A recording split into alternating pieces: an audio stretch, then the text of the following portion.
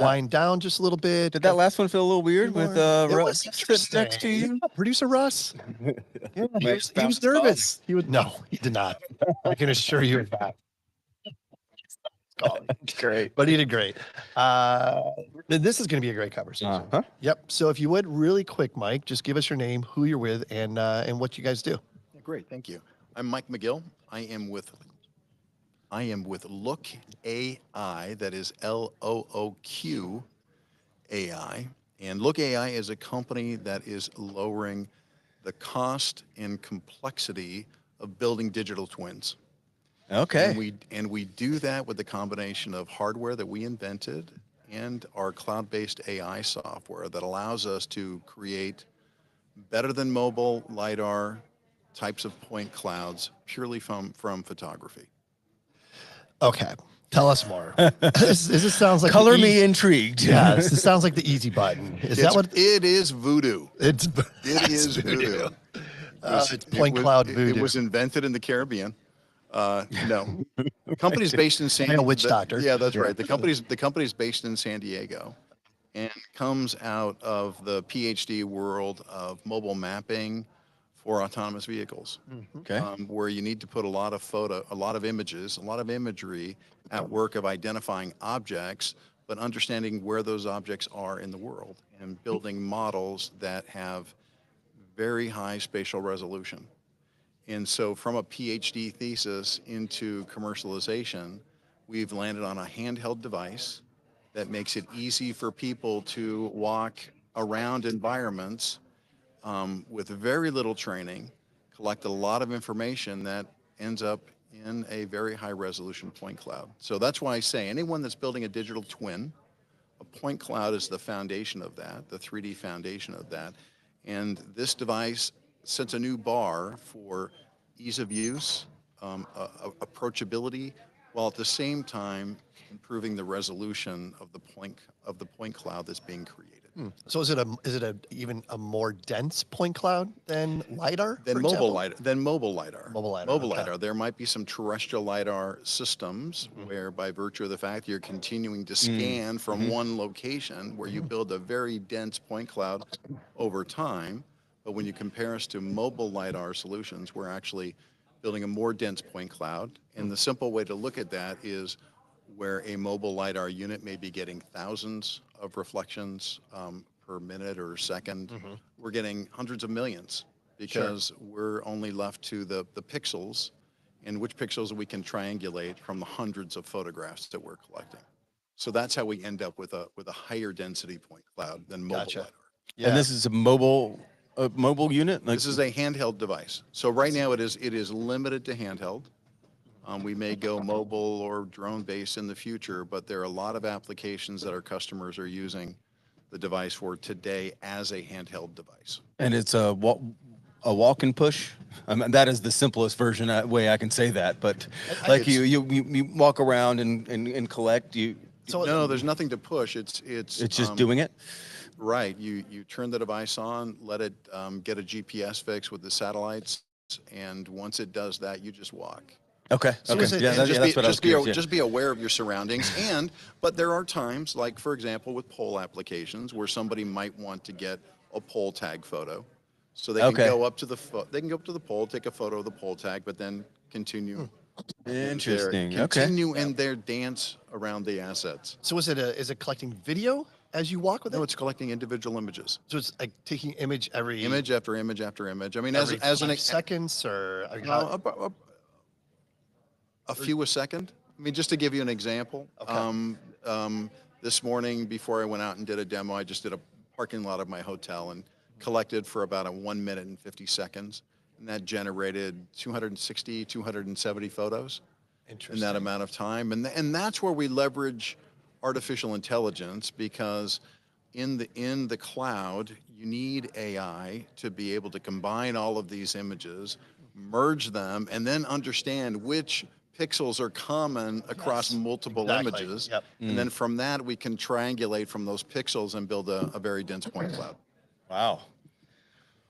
Is that geek enough? I have a lot. Is that geek enough? I got to see this thing in action.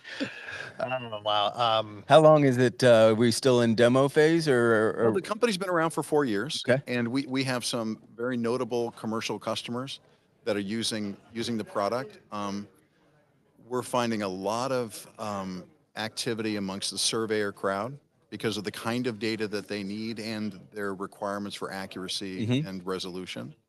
And the technology is just very affordable and approachable, given what they're used to paying and the amount of training and things for other equipment that they Sure. use. So it's getting a lot of reaction there, but we're seeing a lot of early adopters in other applications like telecom and electric utilities. Yeah, I could see them asset inventories and Yeah, and if you think about for a fiber design, with all the money going into fiber broadband projects, the better your base map, the better your design. And this becomes an affordable, approachable way to create a great 3D base map so that you limit the number of times that people have to go into the field and get data. Interesting. And you said it is geo-referenced, right? Because Yes. there's a built-in GPS. Yes. How do you have to constrain the imagery to like tighten it up? Like with LiDAR, you set control points, like a surveyor goes out and No. sets control points, and you have to like, constrain. We can use control points. You can. We Okay. can if you want to tighten the geolocation accuracy, if you wanted to use a Yep. base station or if you wanted to use RTK, the processing we do is PPK processing, so we do post processing. But if you want to use a base station or other corrections or ground control points for correction, you certainly can, and that'll just tighten up your accuracy. I'm looking at the website right now. This is insane. This is crazy. It's crazy. So what? Every tool has its limitations. What are the limitations on something like this? Yeah, high brush. We're photo based, and there are times where I've seen. In fact, personally, I've experienced one of the first times I used the product as a prospective customer. I went into a vegetation dense area where you needed vegetation cleared around the assets you were trying to get access to. So since we're photo based, oh yeah, I can see then that. Right. something like really dense vegetation on the ground could become a challenge. Okay. That's an issue. We run into Crazy. our technology gets used for transmission towers, but there is a height limit. So if Well, you're yeah. above 200 feet, okay, then Yeah. it starts to become Starts to like an issue. dilute it a little What bit. Or is the whatever. reach radius when you're? 150 meters. Wow. Yeah, to be safe, say 100 meters. Okay. Yeah, yeah. So and some of the some of the point clouds you're looking at, you'll see that as an example of a substation where the collection was made just by holding the device above the chain link fence. Yeah. And we get a very good scan of a substation without actually going into the substation. Yeah. And that's an example of the reach of the sensor. So when the you cameras. when one of your clients purchases one of these, Yes. like is there a software package that comes with it for the post processing, or It's an annual subscription. okay? Yeah, annual subscription that comes with the hardware, and then the cloud, which gives them the processing in addition to the ability to visualize the data, do measurements, and have some rudimentary interaction with the data, and then of course exporting the data into a variety of formats so that it's easy for them to get the data into the applications that they use most. Okay. So would you say that this application is best suited for a smaller area? Like if you've got, I don't know, a 50-acre,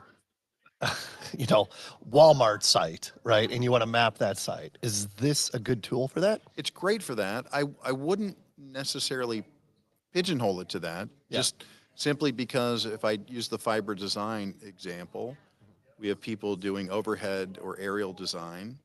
And in that application, you can have people, one of our customers the other day, I don't know why his company made him do this, but he walked 18 miles in one day. Wow. And he collected 18 miles of data Holy crap. with one device. Yeah. Yeah, I said, clone that person. Yeah. He is a savant. Yeah. He's a data collection savant. That's probably an extreme case, Sure. but I think it it underscores the point I'm making is that Mhm. you could do a small construction site, but you could also do larger areas. It's just a matter of how many devices and how much ground you need to Mhm. cover. So you mentioned that the point clouds are more dense than a typical LiDAR, mobile LiDAR collected Yeah. point cloud. So I'm assuming that means the file size is larger? I'm just Um, trying to, I mean, if it's even a bigger file than traditional LiDAR, I mean, does file size become a challenge? no, and this is where I will stretch my technical limitations, but surprisingly, the point clouds are a little bit smaller Interesting. than a mobile LiDAR point cloud, and I don't know the reason why, Mhm. or as Robin Leach would say, and I don't know I why. don't know why. That's great. It just is. Just is. Yeah. And anyone that listens to this and gets the Robin Leach reference, Yeah. yeah, you should probably retire. All right. Fortunately, I know it. So you're here at TUC, and you said you did a presentation earlier, right? No, actually, I've not done a presentation here. Oh, I I thought you kind did. of Oh, came no, no, here. no. Okay, yeah. Yeah, I Yeah. was actually at an engineering firm here in Orlando Okay, cool. and visiting one of their corporate office is a big believer, and so they Yeah. wanted me to spread the word to one Okay. of their regional offices while I was here in Orlando. Nice, nice. So are you working with TUC at all then, with TopoDOT? Yes, Yeah. we have worked with them, Mhm. and we're working on integration so Uh-huh. that we can make it easy for people to get this data Yep. and make it as usable as possible in the easiest way possible. Yeah. And you've got to work with people like with companies like TopoDOT Yep. to make that happen. Yeah, definitely. I could see that being a really good partnership for sure. Absolutely, Yeah. absolutely. And it's a model that works well for us because depending on the vertical, we're seeing partner opportunities like that, where Mhm. people are really good at getting data from point clouds into something else. Yeah. And those are great partnerships for us. Yeah. Yeah, that makes perfect sense. What do you got, Sean? I'm asking all the questions here. I mean, I'm just, you're asking all the good questions. All good. Thank you. So what's been the reception like from the people that you've presented this to? Like, The more traditionalist. yeah, exactly. Like, It's a good reception. Good reception. It's one of those. It's one of those technologies, and I've worked with several different technologies in my long illustrious career. And you come across technologies that are suitable for a lot of applications, okay. and sometimes that's a good thing, but sometimes it's also a bad thing because people can't focus on can't get started on one particular application. Right, right. And so, in a number of industries, um, for anyone that has read the Crossing the Chasm book, we're seeing a lot of early adopters. And that's really exciting because those are typically the people that say, oh, I recognize this technology as potential innovation Mm-hmm. and I want to be ahead of the curve. And where we're seeing a lot of adoption outside of the surveying community, because surveyors, they look at this and we get it. And in fact, I'm worried if I don't get it, I'll fall behind. But we see other markets where people are looking at it and saying, wow, I have an opportunity to be an innovator. And it's exciting to be engaged and involved in those kinds of opportunities. What's the future look like? Is there? I guess is this the only piece of hardware in the plan of just get this out there and have everybody use it, or is there a plan to maybe go mobile or go to some other other applications? Yeah, there's probably three directions. And by the way, I am not officially licensed to talk about our roadmap, but I'll just give you the Understood. yeah, I'll just give you the the general categories. One is always increasing the processing power of the technology. So I'm sure you can imagine, we're doing a lot of data crunching Yeah. in the cloud. And so those are algorithms that are continually tuned and you're always trying to double your production from the same amount of hardware. Mm. So a lot of development goes into that. That's one category, increasing processing throughput. The second is increasing where the hardware can go.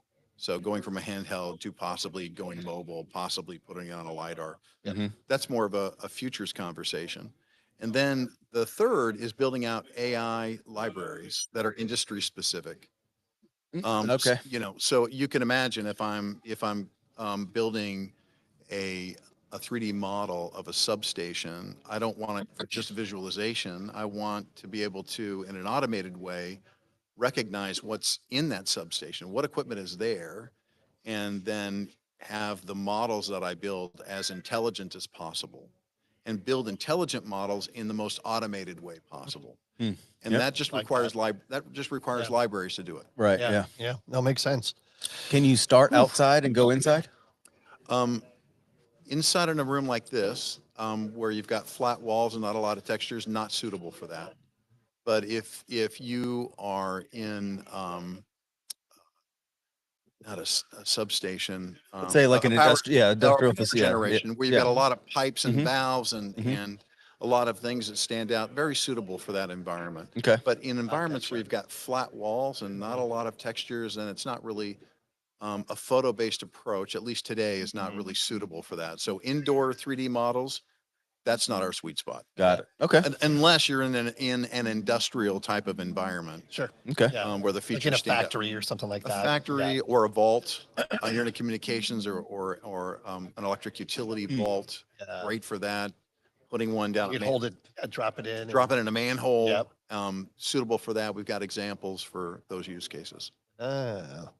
So many applications. And because Is you the said, hamster wheel? oh yeah, running? well it's you lowered the price of entry, so I think that's you're going to get more, and that's probably why you've got more early adopters, because they're like they see the benefits, but it's not a huge investment to give it a shot. Yeah. I mean, the solution's not cheap, but again, when compared to alternatives out there, people are saying, "Wow, you're taking a step in the right direction of making this more affordable and just more approachable by ease of use." Yeah, yeah.